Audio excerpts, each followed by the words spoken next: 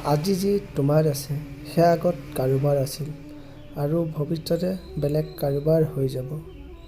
এয়াই হৈছে সংসাৰৰ নিয়ম। জোন আৰু সূৰ্য যেনে তুলনা নহয়, ঠিক তেনেকৈ তোমাৰ জীৱনটো বেলেগৰ লগত তুলনা নকৰিবা। যাৰ যেতিয়া সময় আহিব তেওঁ তেতিয়াই উজ্বলিব।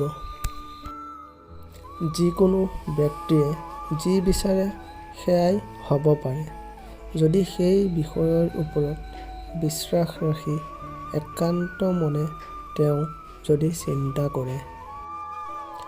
ব্যৱহাৰ আৰু চৰিত্ৰই বংশৰ পৰিচয় হয়। সন্মানিত ব্যক্তিৰ ওচৰত অপমান হোৱাটো মৃত্যুতকৈ বেছি কষ্টকৰ হয়। কেৱল মাত্ৰ মনেই মানুহৰ মিত্ৰ বা শত্ৰু হয়। মিথ্যা কথা কোৱা ব্যক্তি বিষাক্ত সাপতকৈ বেছি ভয়ংকৰ হয়।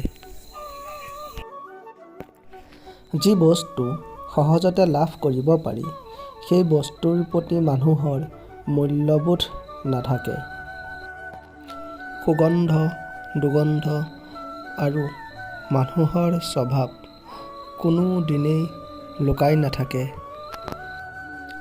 চৰিত্ৰৰ পৰীক্ষা তেতিয়াই হয় যেতিয়া কাৰোবাৰ লগত সম্পৰ্ক স্থাপন হয়।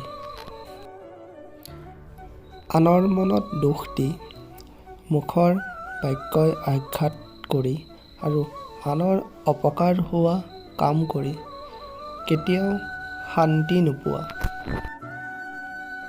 সদায় নিজৰ মনৰ কথা শুনা। ভুল দেখাবোৰে ভগৱানৰ চৰিত্ৰতো ভুল দেখে। নিজতকৈ বেছি গুৰুত্ব কাকো নিদিব, কিয়নো তোমাৰ মূল্য আৰু সমস্যা আন কোনেও তোমাৰ বাদে বুজি নাপায়। সকলো ধৰ্মই শুদ্ধ। জাতিভেদে ধৰ্ম বেলেগ হ'ব পাৰে, কিন্তু ঈশ্বৰ এজনেই। যেনেকৈ শৰীৰ এটাই কিন্তু ভিন্ন অংগৰ ভিন্ন নাম।